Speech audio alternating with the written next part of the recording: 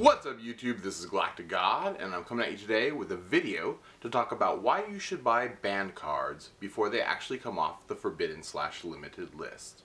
Now, not too long ago I picked up a TCG version of the card Cyberstein. Now, this was after the whole ban list fiasco of the last format, when it was released off of the OCG list but not off of the TCG list. And a lot of my friends were asking me, why would you buy a card that didn't actually come off of the TCG list? And there's a couple of reasons why I did this, and I kind of want to go over why I did in this video and kind of give a brief explanation of why I think you should do that with just about every card that's on the forbidden/limited list. So for one thing, cards that are on the ban list are valued at a much lower price, and with good reason. I mean, you cannot use them in an actual duel unless you find some card store somewhere that is holding tournaments in traditional format, which I don't know if there's anyone out there that is doing that. So normally these are cards that are used in more at-home fun kind of games when people venture into the traditional format.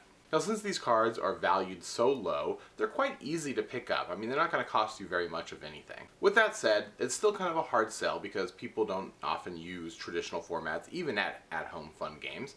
And so they end up, just collecting dust in binders. Now, the main reason why I think you should pick these up, though, is that Konami quite often will release a card off the ban list. Sometimes it's kind of shocking, sometimes it's kind of a natural progression. Now, obviously, the OCG is a little bit more lenient in getting cards off of the forbidden list. In recent formats, we've seen not only Cyberstein, but Trishula come off the list. In my opinion, a lot of these cards will eventually fall off of the TCG forbidden list as well. And when this happens, the price of those cards rise drastically. So if you didn't already buy a copy of the card when it was at such a low value, you could end up paying quite a bit more for the card. We saw this happen when Trishula was announced that it was coming off of the OCG list, and we thought we were going to get it in the TCG.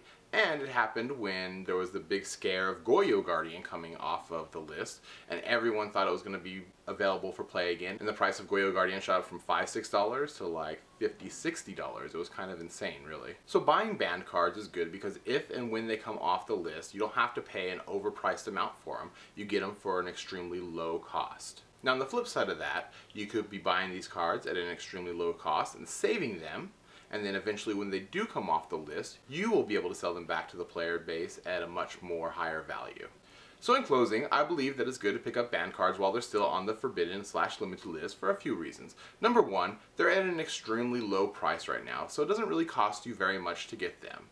Number two, when they do come off the list, you're not going to have to pay that overpriced amount for them because you've already gotten them at such an extremely low value.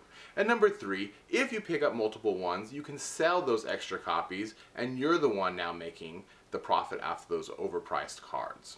So in the comment section below, let me know your guys' thoughts on this subject. Do you think it's good to pick up banned cards before they come off the forbidden list? Or do you think it's kind of a waste of money to buy cards that may ultimately never see the light of day? And I guess that's it for now. This is GalacticGod, out.